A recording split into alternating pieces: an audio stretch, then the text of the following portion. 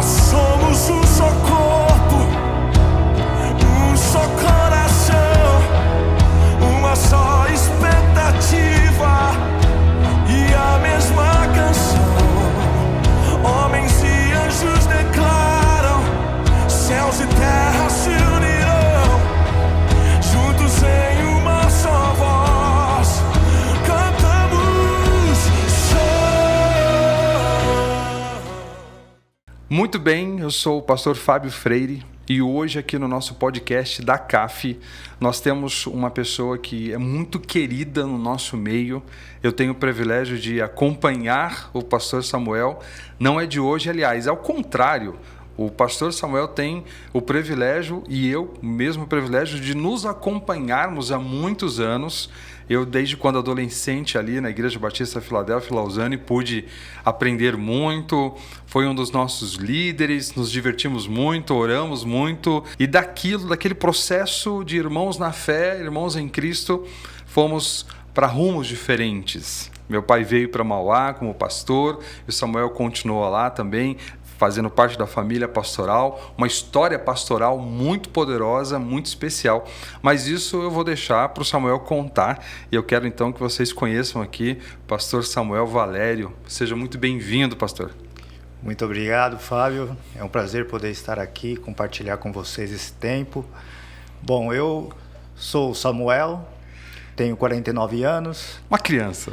Nasci em 1974 e eu sou Samuel Pereira Valério, tenho 49 anos, nasci em 1974, sou filho de pais cristãos. Meu pai ele é um dos fundadores da igreja em Lausanne, a Igreja Batista Filadélfia em Lausanne, juntamente. Você lembra o ano, mais ou menos, que iniciou a Igreja Batista A Filadélfia igreja começou a se reunir, assim, de forma mais... Eu acho que ainda em 1973. Legal. E em 1974 a igreja vai tomando um certo corpo, outros irmãos vão chegando, e ela se organiza de fato em 1977. Aí já nos primeiros anos ali na casa dos irmãos, se reunindo na casa principalmente da irmã Lili, né, que é a Maria Auxiliadora. Isso. E também do pastor José Carlos, da irmã Helenice, também já falecida. E ali começa a igreja, ali que germina esse trabalho, com ali o primeiro pastor que estava ali auxiliando era o pastor Alcides dos Santos, que também já é falecido.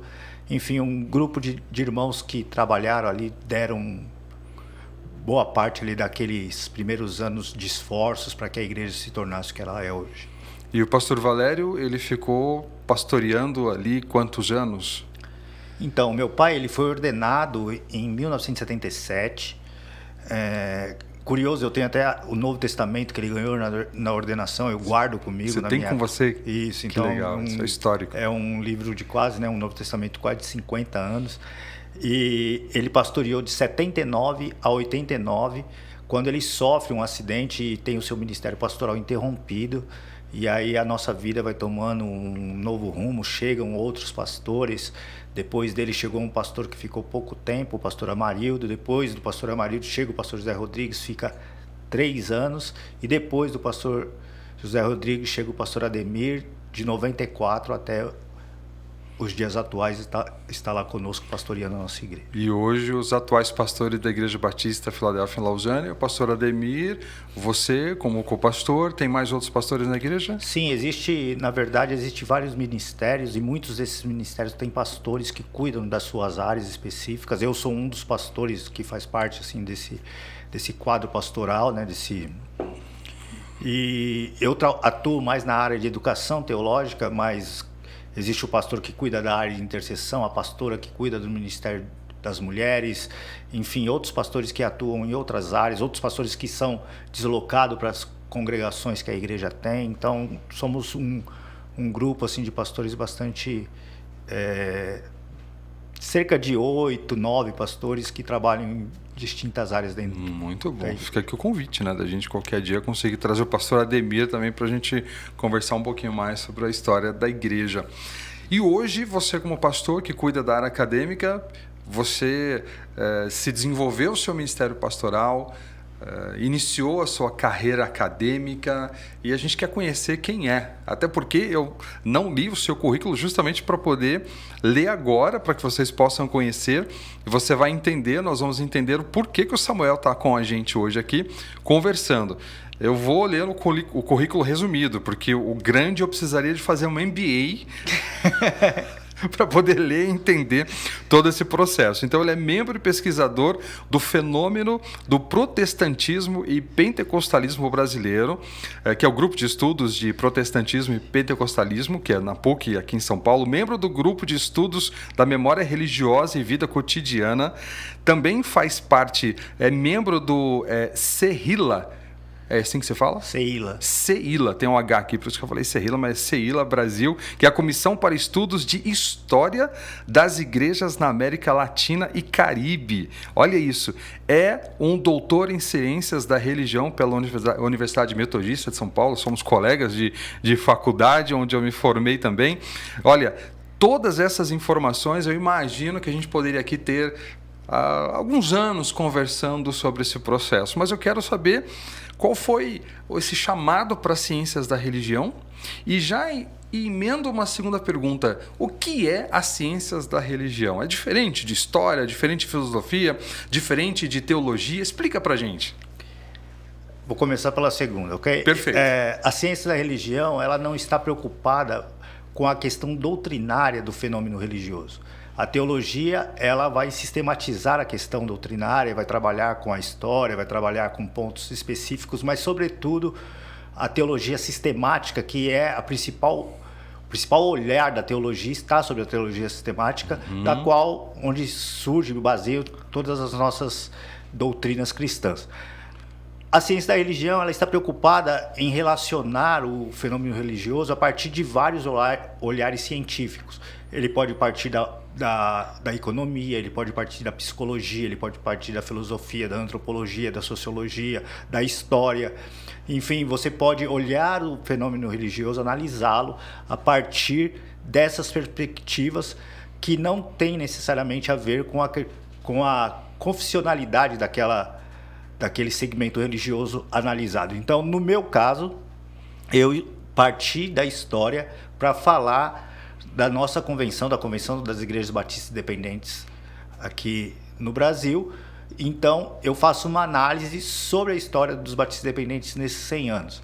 Existem ali alguns lapsos, né, na minha pesquisa de teologia, mas o miolo central está, sobretudo, na questão histórica e também numa abordagem sociológica, porque eu entendi que muitos desses autores sociólogos passados, como Max Weber, como filósofos como Michel Foucault, enfim, vários outros que eu utilizo, eles servem para contribuir para essa análise. Então, é nesse sentido que ela se distancia da teologia.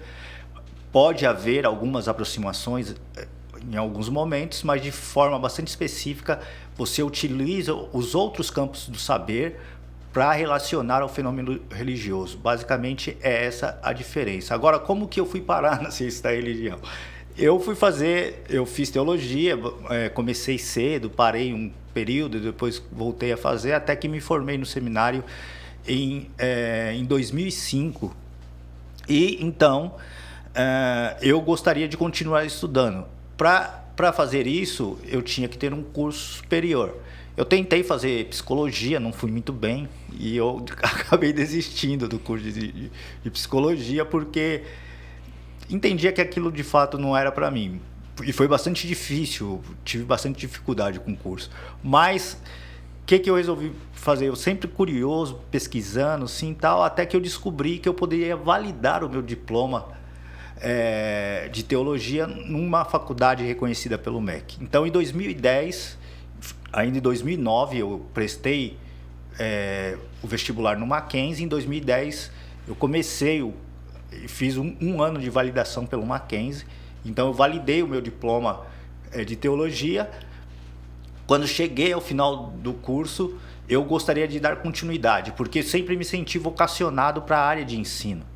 E para continuar ensinando num nível melhor, eu precisava aprofundar o meu conhecimento. Então, o Mackenzie, naquele tempo, oferecia, né, um curso de ciência da religião, e eu fui conversar com um dos meus professores do curso de teologia, que lecionava também ciência da religião, e mostrei para ele uma questão que eu gostaria de analisar. Mas ele foi tão negativo na receptividade que eu acabei desistindo de fazer, mas continuei pesquisando, e na internet tinha muitas informações sobre isso, e eu fiquei curioso.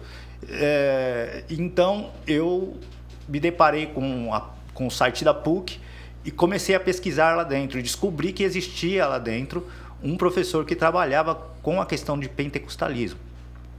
Então, eu peguei o e-mail dele, que estava ali no site da PUC, mandei o e-mail e expliquei. Ele falou, olha, daqui 2 semanas nós teremos uma reunião do grupo, vem aqui nos conhecer e tal.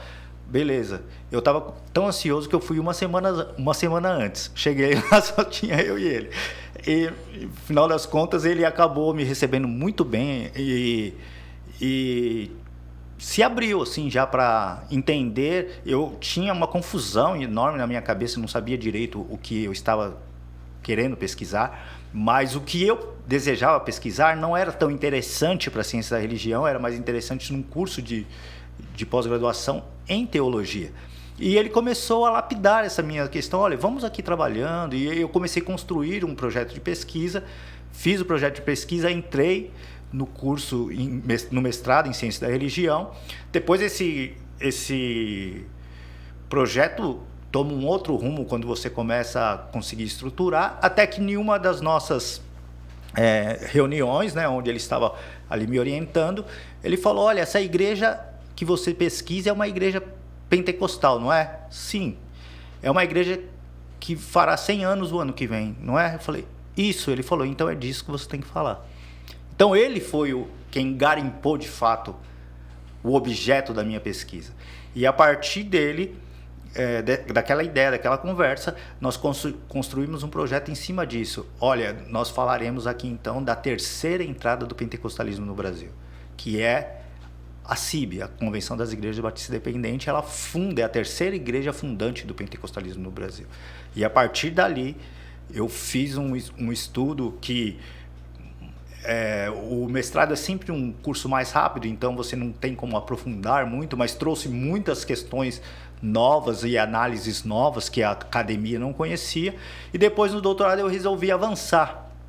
Então, no mestrado, eu analisei até 1919, que foi onde surgiu a primeira convenção lá ainda entre os colonos no Rio Grande do Sul, e depois no doutorado eu abordei ainda esses temas que eu abordei no mestrado, mas fiz uma análise até 2012, que foi o ano do centenário.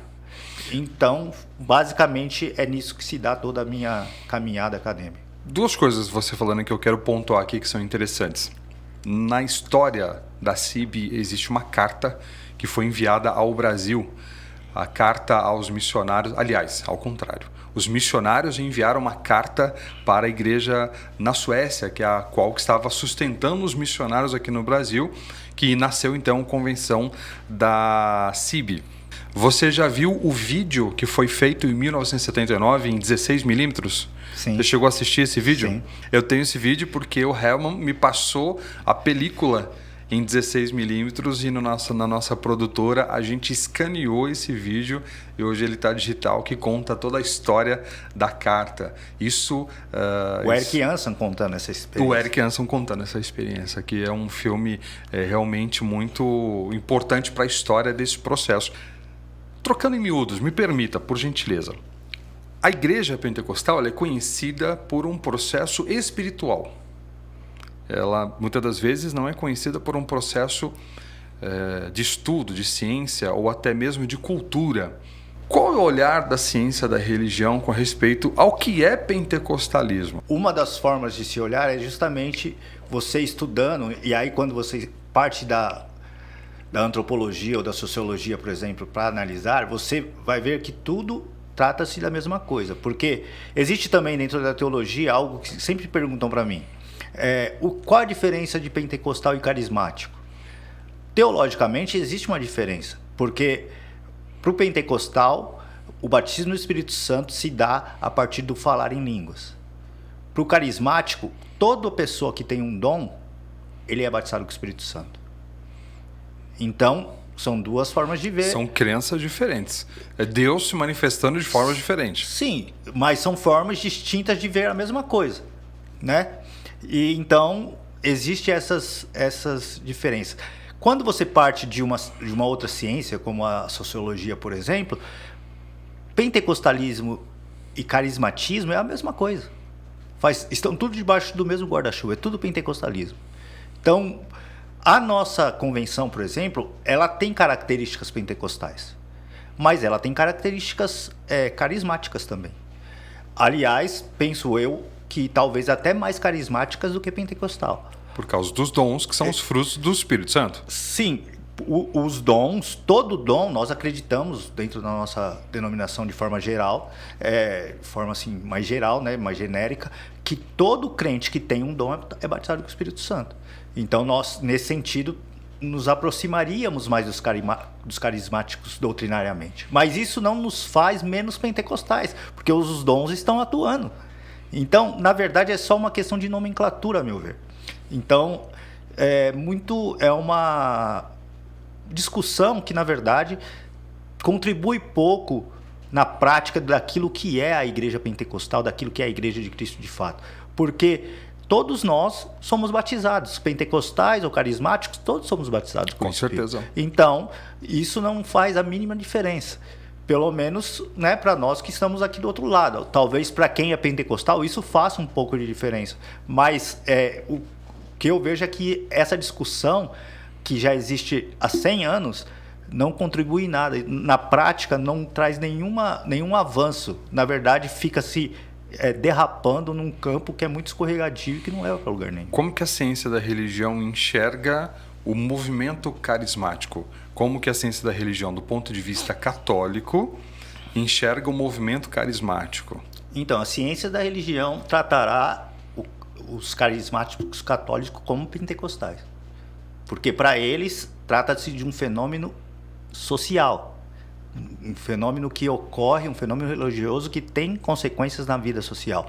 Então, eles não estão preocupados com as questões doutrinárias, como eu falei, e por isso está tudo debaixo do mesmo guarda-chuva. Você vai encontrar na análise científica da ciência da religião, assembleianos, batistas independentes, igreja quadrangular, igrejas neopentecostais como Renascer em Cristo, Universal, Mundial do Poder de Deus. Todas essas igrejas estão debaixo do guarda-chuva do pentecostalismo. Tudo isso está dentro de um campo, porque não existe essas subdivisões que se faz dentro da teologia. Tudo é um campo maior, um campo mais global, assim, que olha de forma mais... Quando você chega mais perto e se você tem um conhecimento teológico, você consegue detectar essas diferenças. Mas quem é cientista na área da sociologia, na área da antropologia, não se preocupa com isso. Isso é preocupação de teólogo e não de sociólogo. É exatamente aí que eu quero chegar, por isso eu estou fazendo essas perguntas. Para a ciência da religião, nem tudo é teologia. Não, eles não vão se preocupar com teologia. Então, eles vão se preocupar apenas com o acontecimento e tratarão aquilo a partir de algum olhar de uma ciência moderna. Então, você vai poder abordar de qualquer lugar, menos teologicamente. Eles não usarão a teologia. A teologia está de fora do campo da religião, apesar de, dentro do campo da CAPES, a ciência da religião e a teologia fazem parte do mesmo campo. Faz parte do mesmo campo. De conhecimento. Quando você procura lá no site da CAPES essa questão, está ligado. Então, teologia e ciência da religião caminham juntos, mas eles fazem questão de cada um marcar o seu território. Então, olha, isso aqui é teologia, isso daqui é ciência da religião. É como se a ciência da religião tivesse tese e comprovasse, e a teologia com base na sua fé, que você tem em Deus. Sim, mas há como, através da própria teologia, se provar, né, determinadas coisas. É claro que você muitas vezes precisa se pautar também com ferramentas de outros campos, como muitas vezes acontece dentro da própria ciência da religião. Para você compreender o que determinado fenômeno religioso significa para a sociedade, você precisa entender, ainda que superficialmente, o que a teologia daquele campo diz. Porque é a crença Exatamente. da sociedade. Porque se você não fala, por que o pentecostalismo tem relevância? Porque, primeiro, que nós somos numerosos no Brasil hoje, muito numerosos. No último censo de 2010, nós éramos 22%. Estima-se que hoje somos mais de 30% da população brasileira. Então, existe uma preocupação, porque daqui a algum tempo, diz que isso ocorrerá agora nos primeiros anos da década de 2030, os evangélicos passarão estatisticamente os católicos, seremos maioria, uma população majoritária. Imagina o que significa isso. Então, primeiro, existe relevância social, né? Agora, para você entender o que é o pentecostalismo, você precisa conhecer de certa forma, ainda que de forma superficial, entender o que aquele ensinamento doutrinário significa para aquelas pessoas. E aí eu sempre falo, quando estou em alguns lugares, escrevi também já sobre isso, artigos que saíram em revistas, artigos que saíram publicados em livros, que o pesquisador outsider, o de fora, ele não consegue ver como o insider consegue ver, o de dentro. E por isso é muito importante, e eu quero deixar aqui um estímulo para quem deseja caminhar nessa área assim do conhecimento, de se aprofundar no conhecimento, que se você faz parte do movimento, existem detalhes que só você e pessoas que fazem parte desse grupo conseguem captar. Quem está fora não consegue. E quando eu escrevi sobre a minha dissertação e depois a minha tese sobre pentecostalismo, sobre a Igreja Batista, uma terceira vertente do pentecostalismo, eu consigo captar elementos que os pesquisadores de fora não captam. Por quê? Porque eu faço parte da igreja. Está de dentro. Exatamente. Sempre fez parte. Então eu consigo olhar coisas que essas pessoas não conseguem, ter acesso a materiais que essas pessoas não conseguem. Por exemplo, nós citamos aqui secularismo dentro das igrejas, o processo de misturar a igreja com a sociedade, já tem uma cultura que está se mesclando, ou a própria igreja tentando se isolar da sociedade, proibindo a pessoa de fazer tudo na sociedade, mas a pessoa está na sociedade, ela trabalha na sociedade, ela se desenvolve na sociedade, ela precisa ser produtiva na sociedade. Como que a ciência da religião está vendo os evangélicos estão crescendo, o pentecostalismo está crescendo, mas está havendo uma fusão nesse processo todo.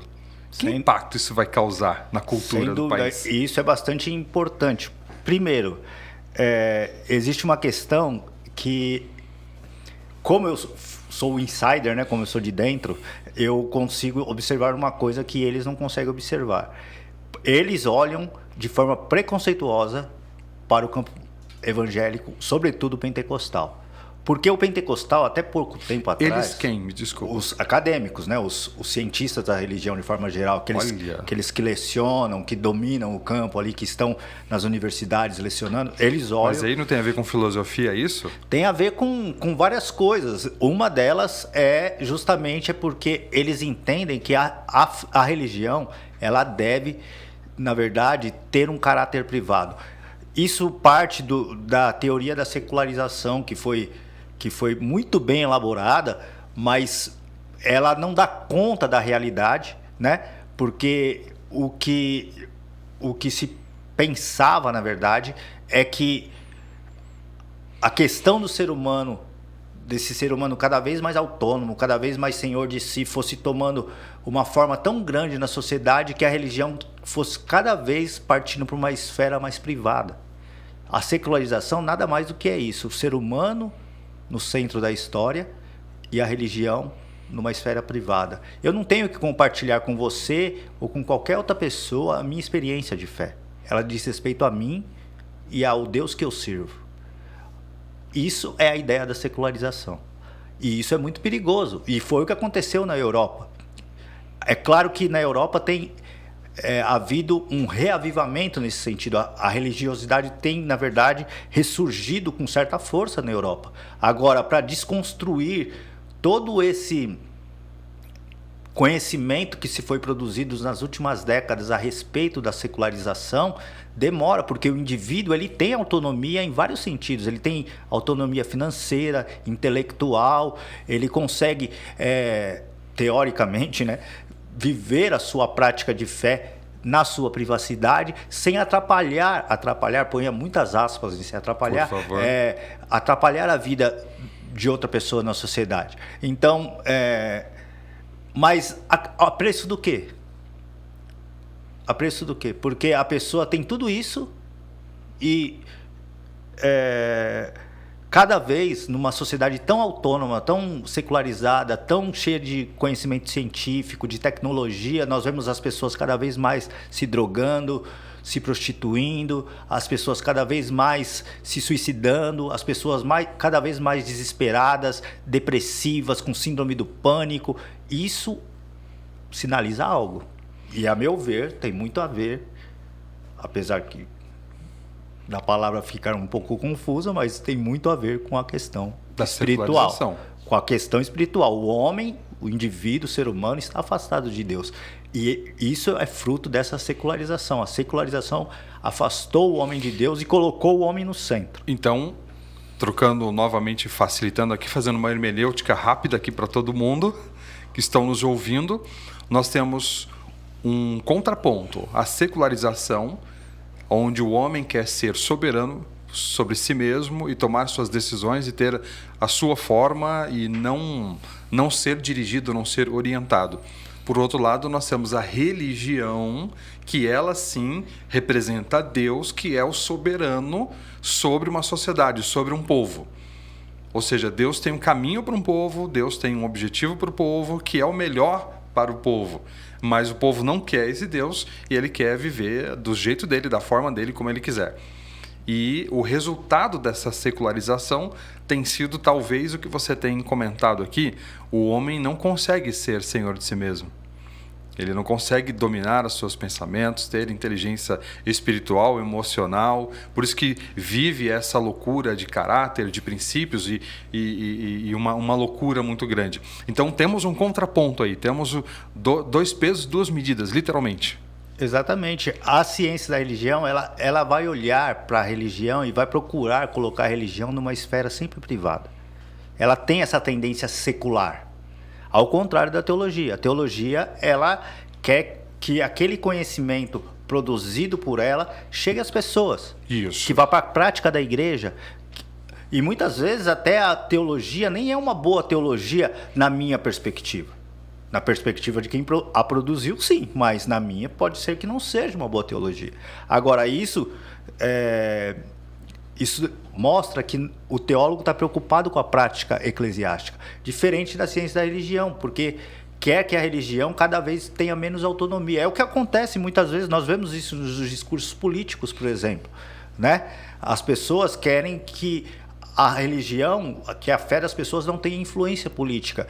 Se eu vivo a minha fé de forma íntegra, isso reproduzirá também na vida política, na vida pública, na minha vida financeira, na vida, no casamento, na minha tudo. vida pública de forma geral. Tudo. Então, será no meu trabalho, será na minha faculdade, será no meu ministério, será no meu casamento, em qualquer esfera da minha vida. Se eu vivo uma vida íntegra espiritualmente, aquilo deve reproduzir em todas as esferas da minha vida. Então, se isso é um discurso religioso e teológico, a ciência da religião quer colocar isso para baixo do tapete. Porque eles querem que a religião... E sempre vão bater nessa questão da secularização. Mas isso não dá conta. No Brasil, menos ainda, porque o Brasil pulsa. A fé do brasileiro está na veia do brasileiro. Agora, existem vários tipos... Eu estou falando aqui a partir de uma perspectiva cristã, mas existem vários tipos, várias confessionalidades, né, que não, muitas delas cristãs, outras não, que são também, fazem parte de todo esse imaginário que existe, né, na religiosidade brasileira. Então, quando você pensa nisso, ainda que você possa discordar espiritualmente de determinado ensino, você vê que aquilo estimula espiritualmente as pessoas e as pessoas estão envolvidas de alguma forma com algum tipo de confessionalidade, Exato. Independente de qual seja. Então, mesmo que ela não seja cristã, se ela tiver uma outra confessionalidade não cristã, aquilo norteará a sua vida. Vai nortear e ela quer influenciar. E ela quer influenciar, quer compartilhar isso. Exato. E a ciência da religião jamais estimulará isso. Entendi. Então, essa que é a dificuldade. Se em alguns países essa visão secular pode ter chegado até certo nível, como a França, como a Suécia, como os países nórdicos lá e alguns outros países da Europa, no Brasil isso já foi para baixo, tanto que o teórico que mais defendeu a questão da secularização no Brasil, ele escreveu um outro livro mostrando que ele não foi tão certo na sua análise, não foi tão preciso, porque não deu conta. A religião no Brasil continua tendo importância ao ponto de eleger presidentes e depois tirá-lo também do poder, que parece que foi o que aconteceu, por exemplo, nas últimas 2 eleições. Exato, fortíssimo isso. E ainda se desdobrando ainda mais, qual que vai ser o futuro da igreja, da religião no Brasil com essa... Eu posso dizer que é resultado da secularização ou não? O que é a igreja hoje, na verdade, segundo a ciência da religião? Eu penso o seguinte, que existe vários tipos de pessoas, por isso existe vários tipos de igreja. Então, e por incrível que pareça, você encontrará uma que vai em direção àquilo que você deseja receber. Nós vivemos hoje aquilo que a ciência da religião vai chamar, por exemplo, de mercado religioso. Existe um mercado religioso, que para nós, teólogos, poxa, isso é heresia, né? Mas não é, veja bem. Existem pessoas que, em nome da fé, são capazes de doar quantias absurdas porque acreditam que determinado líder, em nome de Deus, está falando determinada coisa. E não tem a ver apenas com a questão financeira, porque elas são capazes de fazer coisas com as suas próprias vidas, né? A questão financeira é uma das partes que são afetadas, mas não é a única. Então, por exemplo, nós vemos hoje esse movimento que você falou dos pastores coaches. Está acontecendo com muita clareza, mas ninguém está percebendo o que isso significa.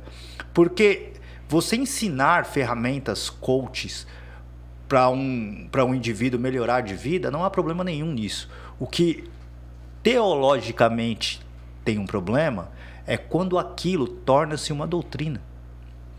E aí que está a questão. Porque você está substituindo a teologia. Você está substituindo os ensinos de Paulo, de Pedro, os ensinos de Cristo, por ferramentas da antropologia, da psicologia positiva, da psicologia... A TCC.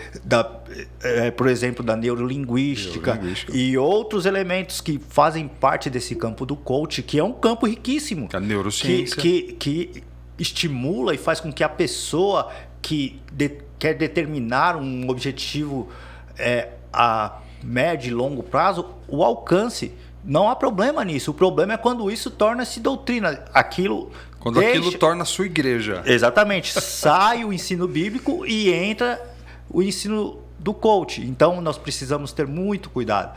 Agora, existem pessoas que gostam desse tipo de teologia. Então, encontrarão nesses pastores, nesses líderes, pastores que cobram muito caro por uma imersão de 3 dias e ele vai lá e paga, porque ele acha que aquilo é a palavra de Deus, aquilo é algo de Deus para o dia contemporâneo. Ora, e como fica a Bíblia, como fica os ensinos de Paulo, como fica toda a teologia desenvolvida em 2000 anos pela igreja? Existem limites na teologia? Claro que existem, porque essas pessoas que desenvolveram pensamentos teológicos eram seres humanos, como eu, você, mesmo os grandes teólogos da história da igreja, né? O próprio Agostinho, que eu li recentemente o livro dele, Confissões, você vê que é uma pessoa que mostra limites.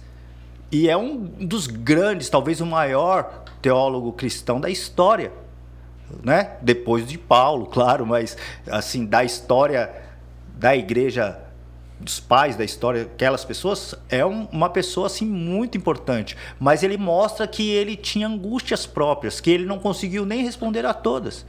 Então, mostra essa humanidade. Então, esses homens que muitas vezes hoje se colocam como suprassumos, pessoas que são superiores a todo o conhecimento desenvolvido em 2000 anos de cristianismo, ganham adeptos, né? E isso é incrível. Mas, enfim, isso é uma conversa que daria um outro podcast. Vai render muito, os nossos podcasts vão ser muito poderosos. E eu quero, assim, já terminar o podcast aqui em cima. Gratidão, que Deus te abençoe grandemente.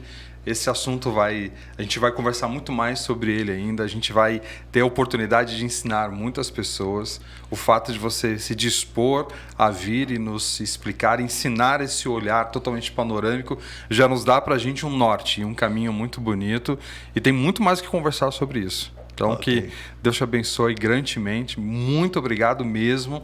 Tenho certeza que o que você precisar da gente, a gente vai estar aí para poder desenvolver todo esse processo. E como é que a gente faz para poder ter acesso ao conteúdo do pastor Samuel Valério? No Instagram, como Ok. pr.samuelvalério. E ali eu posto algumas coisas, geralmente coisas que têm a ver justamente com a minha relação, quando eu prego em algum lugar, quando vou dar uma palestra, quando estou atuando como professor, ou dando algumas dicas de livros que acho que são importantes para contribuir para o desenvolvimento teológico, ou quem sabe também ali na prática diária da vida cristã, e vou sempre apontando coisas desse tipo. Então, é basicamente o que eu faço. Não sou aquela pessoa imersa em rede social, mas sempre vou trazendo alguns conteúdos assim que vão, de alguma forma, contribuindo para a vida cristã da pessoa. Muito bom. Deus te abençoe. Obrigado. Parabéns, viu? Muito Obrigado. bom mesmo. Vamos Glória a Deus caminhando. pela sua vida. Amém. Nós somos um só corpo, um só coração, uma só expectativa.